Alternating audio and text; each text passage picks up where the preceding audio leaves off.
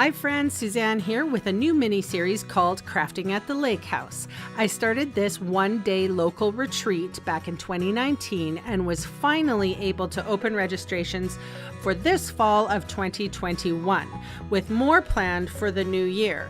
So if you're local, I'd love to have you join in. Registrations will be on my blog, sunstampin.com. I asked a friend and fellow demonstrator, Terry, from carddesignsbyterry.com to help me with the event.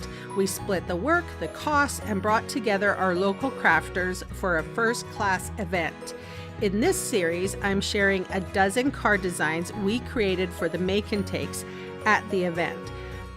Fair warning, some products are from the last celebration, so if you are looking to recreate, you may have to substitute. For today's card, I am featuring the Whimsy and Wonder Designer Series paper, or DSP, and the Whimsical Trees stamp set. This is my all-time favorite paper and stamp and dies in the whole entire holiday catalog. All right, so I'm starting off with a piece of mint macaron. This is a thick cardstock. So I am rubbing embossing buddy over it. This is a little pouch that has powder in it, and it removes the static electricity and oils from your fingerprints, that sort of thing, off of your cardstock.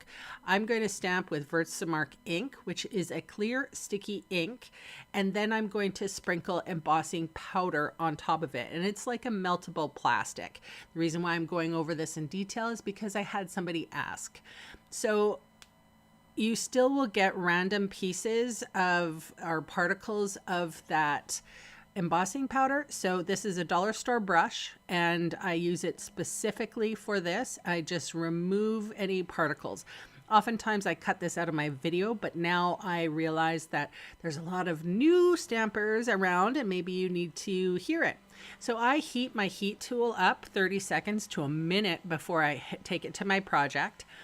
And I hold it there until I see the plastic particles melt. And so you're seeing it melt right on screen. You can tell when the powder goes from not so powdery to shiny. And now I am using a open weave ribbon. This is I think this is soft succulent. No, it might be soft succulent or just jade. Yes, it must be just jade. Sorry, I can't remember. Sometimes this was filmed a little ways away, so can't remember all the one. The green one, it must be just jade. No, it's possibly soft succulent. I don't know. Okay, so I tied a bow on camera and I didn't cut anything out, so yay for me. So here's a little piece of silver and it mats the sentiment piece. So I'm going to put that aside.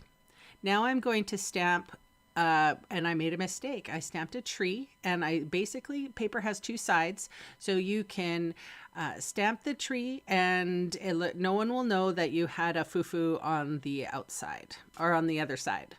So I'm going to make this card, put it all together basically. This will be called I think it's a bookend type card. I'm not sure of the design name.